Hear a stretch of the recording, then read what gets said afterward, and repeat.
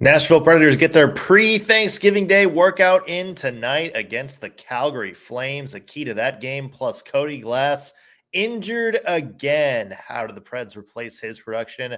And a special Thanksgiving Day themed takes from a hat, all coming up today on the Locked On Predators podcast. You're Locked On Predators, your daily podcast on the Nashville Predators. Part of the Locked On Podcast Network, your team every day.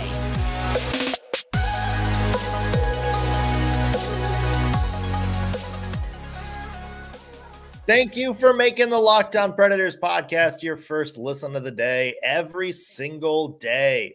We are your free daily Nashville Predators podcast, part of the Locked On Podcast Network, your team every day. As always, want to say hello to our loyal Locked On Pred heads out there, the everydayers who tune into every single show. We love you guys, and we appreciate the support you give us week after week. I'm Nick Morgan. I'm a writer at Penalty Box Radio, and I have a partner in crime. You do. I'm Ann Kimmel. I'm a writer at The Hockey News. Today's episode is also brought to you by FanDuel. Make every moment more. Right now, new customers get $150 in bonus bets with any winning $5 money line bet. That's $150 if your team wins. Visit FanDuel.com/lockedon to get started. All right, and it is our last show before Thanksgiving, and we have prepared a special Thanksgiving takes from a hat. That's right. A couple of fun hockey-related topics. That's right. It may have a nice little Thanksgiving Day tie-in. So we are excited to get to that here shortly. But first, though, some business to take care of. Some not so great, but some fun. The Nashville Predators have a home game tonight against the Calgary Flames. Of course, Predators have 2 straight wins coming off that big last-second win against the Colorado Avalanche. Tonight, they play a Calgary team, and that the first time they played, it didn't look too great. Yeah, that was probably the Predators' worst game, I would say, of the season. Worst in terms of the gameplay. Let's say that. Yeah. Yes, you're right. Let's preface it like that. Worst in terms of gameplay. This was definitely not the Nashville Predators team that beat the Colorado Avalanche when they played the Flames. I think it was November 7th. And in talking to Gus Nyquist after the Avalanche game, one of the things that he said was, we're going to savor it for tonight, but we've got to get back to work because they feel like they owe one to Calgary after the way that they performed in Calgary and the way that game got away from the Nashville Predators. So I expect that the Predators are going to be really dialed into this one, not just because they're coming off 2 wins, but because I think they're a little bit I wouldn't say embarrassed, but we're frustrated when they left the ice in Calgary. They want this one. Yeah, and you're taking on a Calgary Flames team that is sort of in the same boat as the Nashville Predators, where they are not happy with the way their season started. A team that probably thinks they've been playing a little bit better than their record seems to indicate. We're at one point the second worst team in the NHL, but they're starting to heat up a little bit. And 5-3-2 in their last 10. They won their game the other night, so they're coming in on a high. We talked about Jacob Markstrom kind of being absolutely garbage this season, kind of looking at the last few seasons, but he is starting to slowly get better. Like, he's had some good performances in his last couple of games. So this isn't like, if you're looking at the kind of the Calgary Flames as a whole and being like, oh, this should be kind of an easy game, like another one where the Preds can kind of just take advantage of it and win the momentum. It's going to be a little bit more difficult because the Flames, we know just based on how they played a couple of years ago, have some strong players on their roster, guys like Nazem Kadri, guys like Jonathan Huberdeau, Mackenzie Weegar, Elias Lindholm, and they're starting to finally get the rest of their team going together. So this is not going to be an easy one, and I think it's a good test to see if the Nashville Predators really can continue that momentum. Yeah, and I think this tests more than just their on ice performance. I think this really tests their mindset and what they're focused on and being in the moment that they're in. Because, like you said, I think you could over prepare or be overly emotional about this game as the Nashville Predators, as far as how poor our performance was the last time, and we're going to come out guns a-blazing and we're going to get them. And you can kind of overly overshoot mentally, but you can also take advantage. You could also take this team for granted, this Calgary Flames team for granted, and you don't want to do that because, like you said, they do have good weapons. We talked about Jonathan Huberdeau.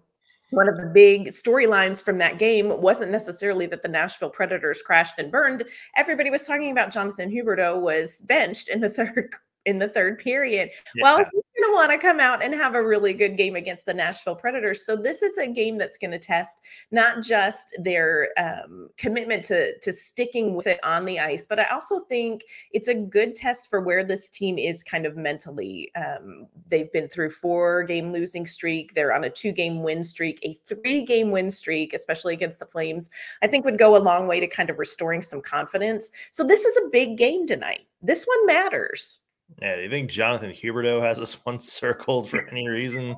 Yeah, I mean, let's try to not get benched halfway through the third quarter and start a whole to do about everything, or third period.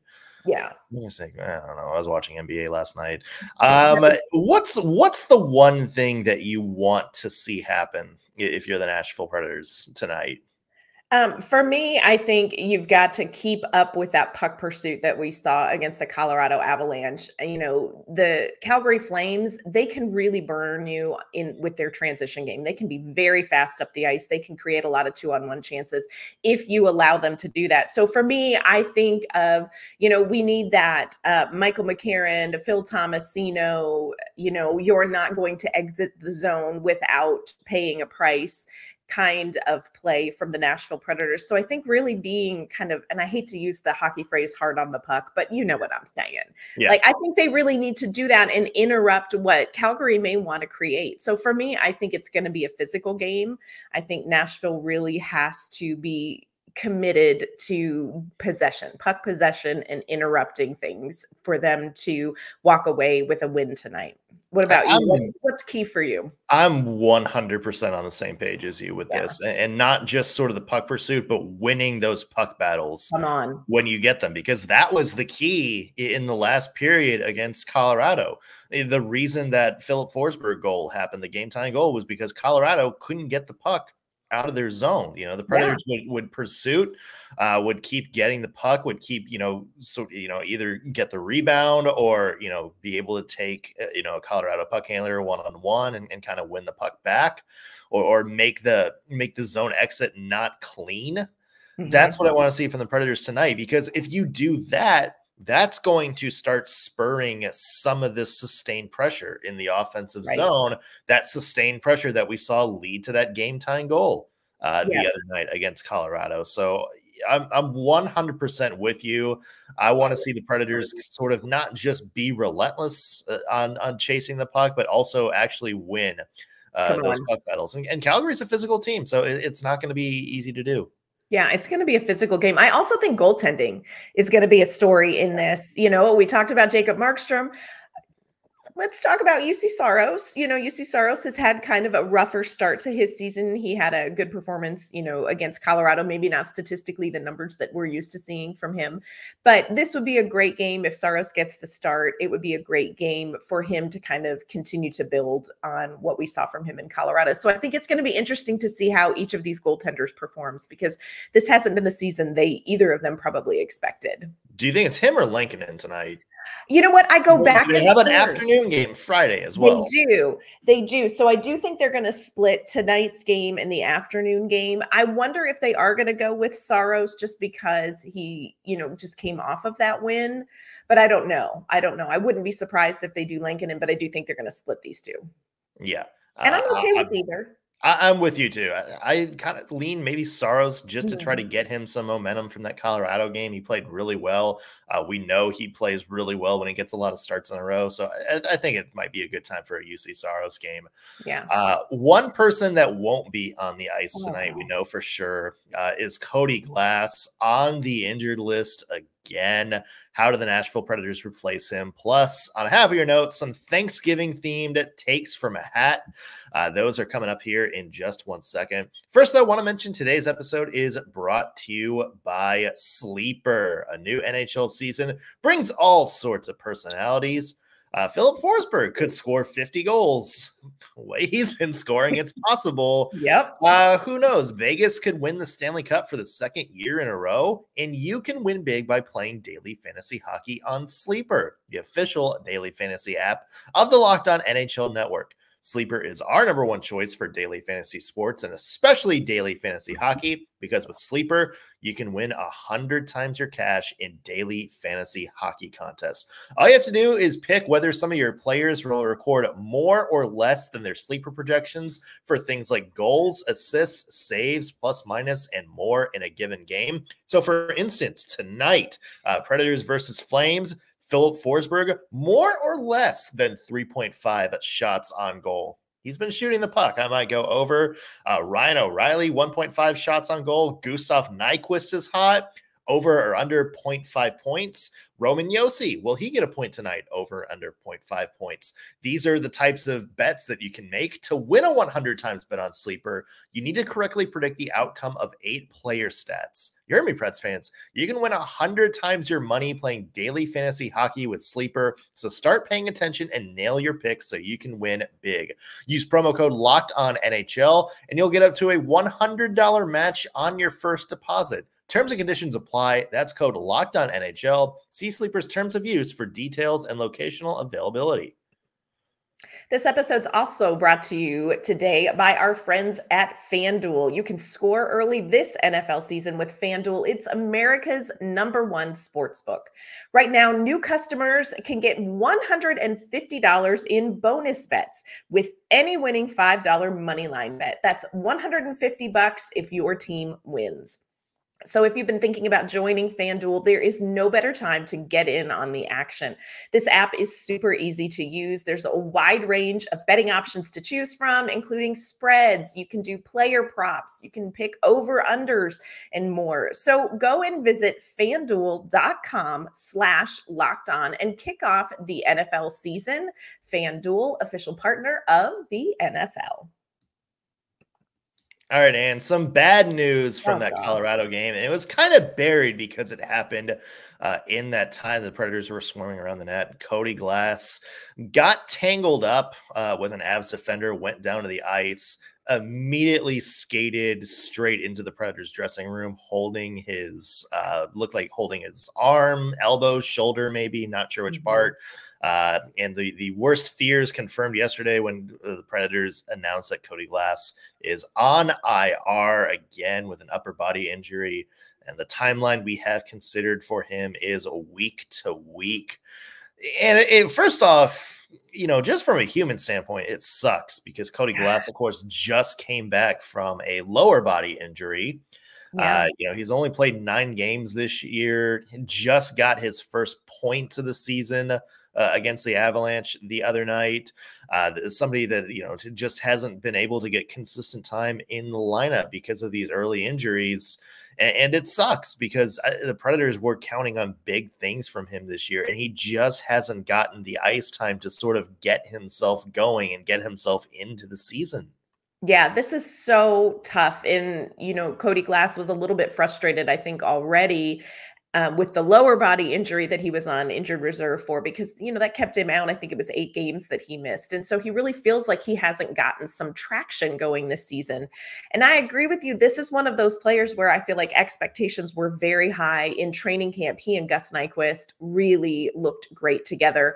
I think maybe that ship has sailed because now you see Nyquist with Ryan O'Reilly and Philip Forsberg. They've got a good thing going. So it's a little bit like Cody Glass, even coming back from the lower body injury, was sort of starting back a little bit closer to square one, trying to find line mates, trying to build some chemistry again. So to see him go down in the game, and it was one of those things where when you saw him leaving the ice, you thought, okay, this is not good. This is not good. This is not good. So I hate it for Cody Glass, the person, because this is a competitor. This is somebody who wants to be out there. This is somebody who, let's face it, he's been down this road before. This is a guy who had major knee surgery when he was with Vegas. Like, he's done this injury thing.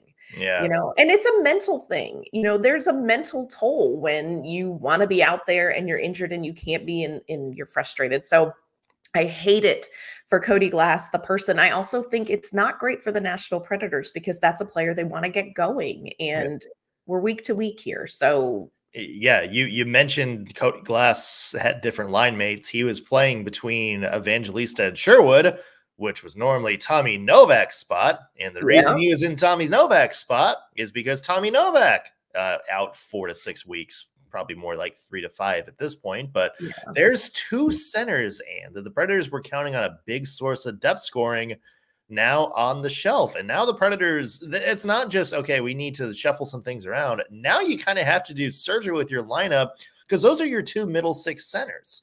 Right.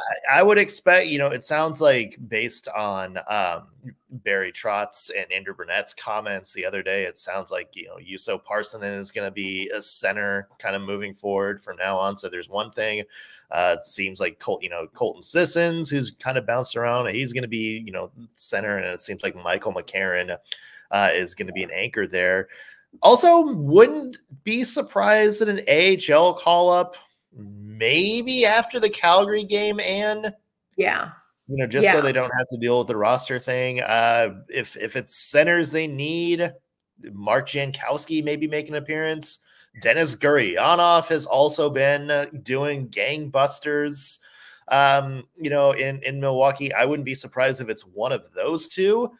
An intriguing name mentioned also is a former first-round pick who has done fairly surprisingly well in his first North American season, and that's Fedor Svechkov, who's been playing very well. So the Predators maybe have some options in Milwaukee, not only to bring up somebody to replace Glass and Novak, but maybe give somebody maybe a little bit of a different look at a different Preds lineup here.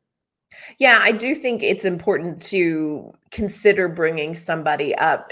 There's a couple of things that I'm kind of interested to see how Andrew Brunette sifts this out. You talk about moving Juuso Parssinen into center, which, this is obviously something that he's comfortable with, but I'm like, that's a player who you're just trying to get going as well. So you got to kind of weigh that out. I would not at all. I'm with you. I would not at all be surprised to see a call up. Mark Jankowski is kind of where I would put my money. He played 50 games last season. And that's a guy who is so reliable. He really done a great job in Milwaukee. But Fedor Svechkov, I don't know. Like, I thought about that too. 13, he's played 13 games. He has 5 points, 3 goals. He's warming up down there. It feels a little early, but this could be an opportune time to just hey, let's just take a peek. I will say he has done better than some of the people you think would be the next call-ups. Yeah, he has. And that could happen before the Calgary game tonight. I think it's going to happen after Thanksgiving. So the Preds don't need to make, a move on Thanksgiving. So they'll have somebody ready to go for St. Louis game just in case. They're also at home, so maybe that makes kind of a last second call up a little bit easier.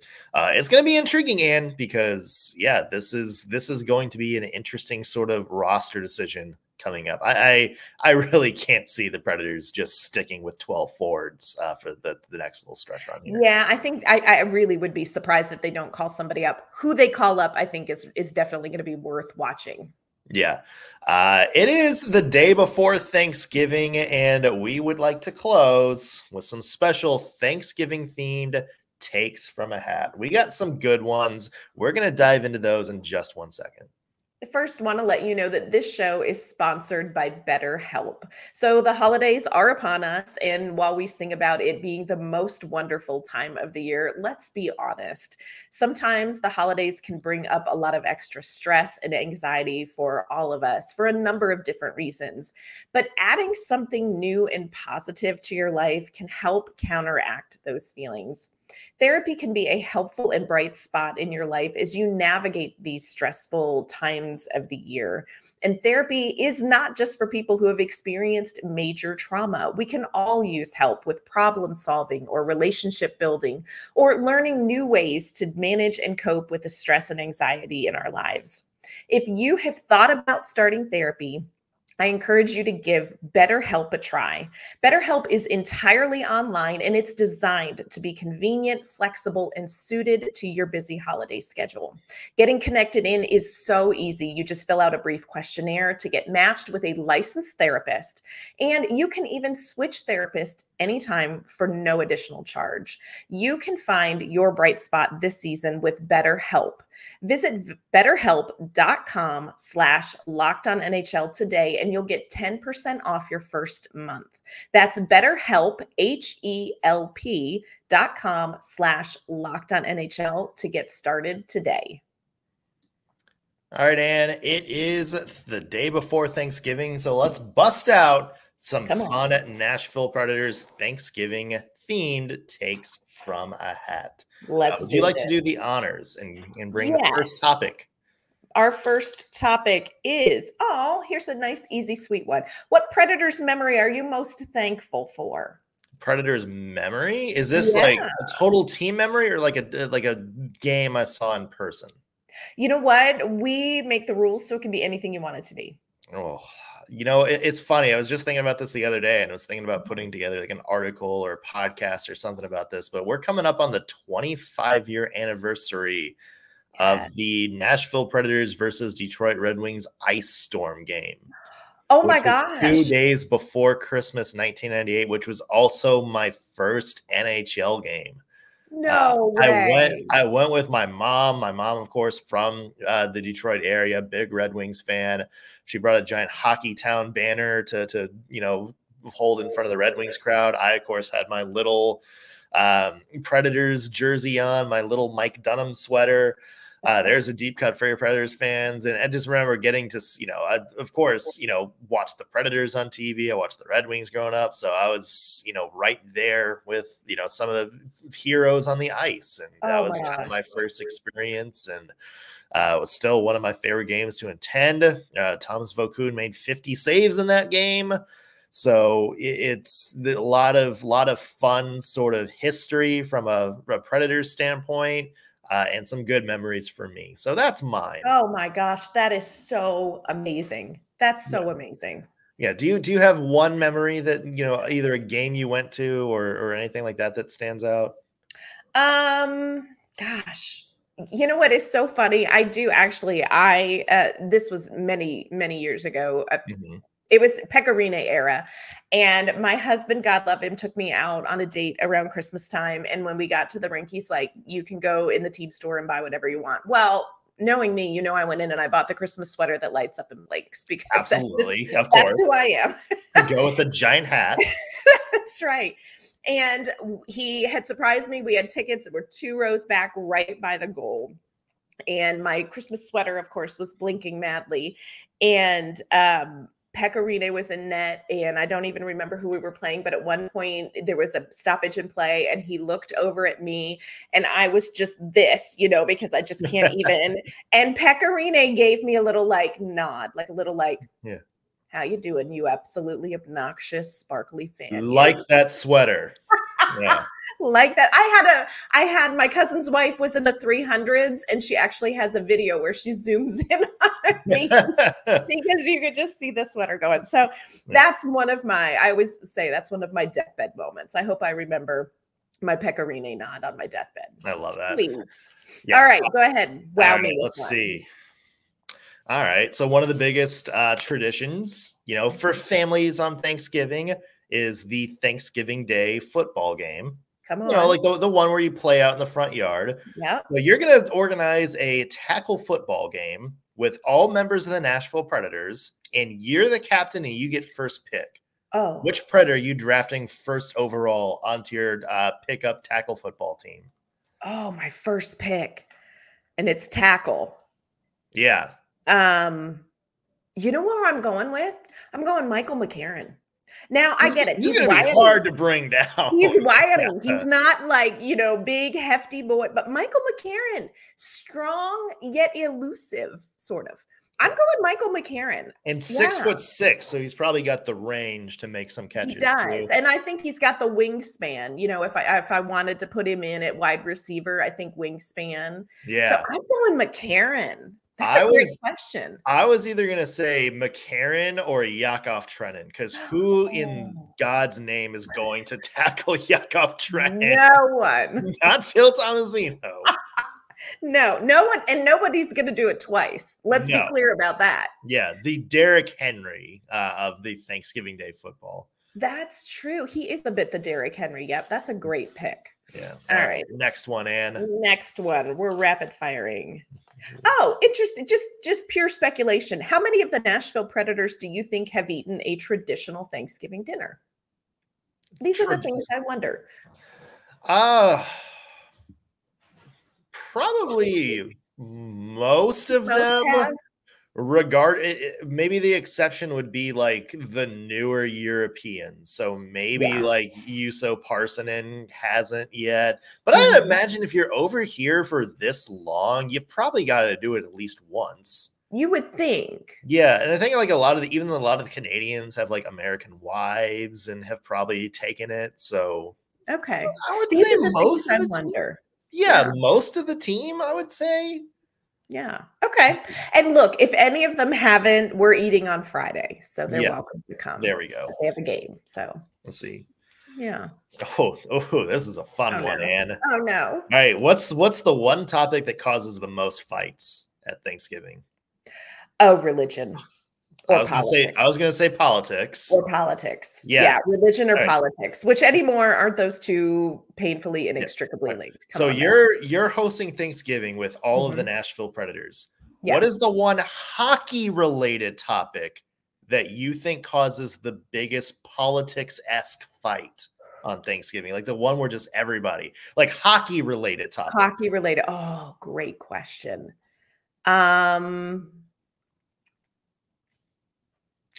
I'm going to say, well, I can, oh gosh, Nick, killing it with these questions. Can I throw one out there? Please do, because I'm chewing on a couple. What would you say? The shootout. Yeah. I think that is the topic that is the most divisive among players. It could be. I would say embellishment. That's a big one too. I think embellishment. And look, here's what's real, friends. If you commit the penalty, I don't care how flamboyant the victim is. You know what I'm saying? If you do the crime, do the time. Don't punish somebody for making it look bigger.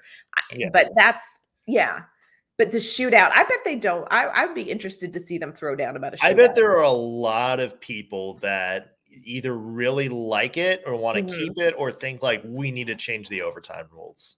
Yeah, I would love to talk to goaltenders and be like, shootout, love it, hate it. Yeah, it's funny. I bet that's UC Saros is going to death stare somebody before storming out of a room.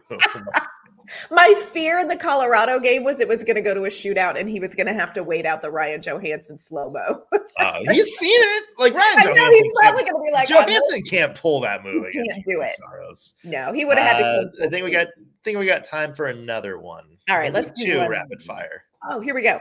What is your ultimate hockey Thanksgiving guest list? You get to invite 4 hockey players, past, present, living, dead, to come to your Thanksgiving dinner and have a wonderful time. Who do you invite? Oh, a wonderful time too. PK Subban, because he's going to be a riot. Steve Yzerman, because that's my childhood favorite. Yeah. I'm thinking of just like good vibes, like just like Gordie Howe. Like that's like somebody that everybody said, oh, he's the nicest guy ever, and then he would go on the ice and literally murder someone. This is a tough one, Ann. It is a tough one. Jaromir Jagr. Very interesting. I saw him on my honeymoon. Little bit of trivia. We were honeymooning in Vegas, and about 4:30 a.m. we were going to the breakfast buffet, and there was Jaromir Jagr playing. That is the most on-brand Jaromir Jagr story. Did you see if Alexander Radulov and Andrei Kostitsyn were with him? he was sitting by himself, which I thought was interesting. But yeah, I was like, I know him. And at that time, I didn't know hockey, but I knew Jaromir Jagr. Yeah. Do you have real quick, do you have a 4? I do. Pecorine, because, Pecorine. Yeah. Ryan Johansson, come on. Yeah. The one I would love to have, just to have conversation with, is Mark Borowiecki. Yeah. I think he's fascinating. And then just any other one, gosh, who would I pick? It would probably be somebody young, and then I would just try to feed them until they popped, because, they all just need a little bit of extra food. Exactly. Please say Luke Evangelista. I would. Paul Tomasino. Yes. I would put some weight on them. Yeah. Yeah, I remember they're like, they're losing weight to so they can play a little bit faster. I'm like, oh no, please do the other way. Not on my watch, you're not. Yeah, feed them some cookies and then put them on the bench press. That's right. Yeah. That's right. One thing we are very thankful for is you guys, the listeners. Yes. Ann and I took over the show in 2021. We were following in Justin Bradford's footsteps, which is not easy to do. Somebody who is very well known in the Predators community. And you guys embraced us. And we are excited to say, this year is on pace to be the biggest year in Locked On Predators history, in terms of viewers, in terms of downloads, subscribers. So we thank you guys. We thank you guys for taking a chance at us, putting up with 2 awkward people who hadn't podcasted a lot, 2 people who are relatively new to covering the Preds. And we just thank you for, sticking with us. We really appreciate you guys. And where can people find your work? You can find my work online at InsideThePreds.com. You can find me on Twitter, X, whatever, at ANK_Mama on Ice. I will be thankful when we can figure out what we call that. You can find me there at _NS Morgan, or read my work at penlayboxradio.com. That's going to do it for us on today's Locked On Predators podcast. Thanks for making us your first lesson of the day. Back next week with an all-new episode. Happy Thanksgiving, everybody.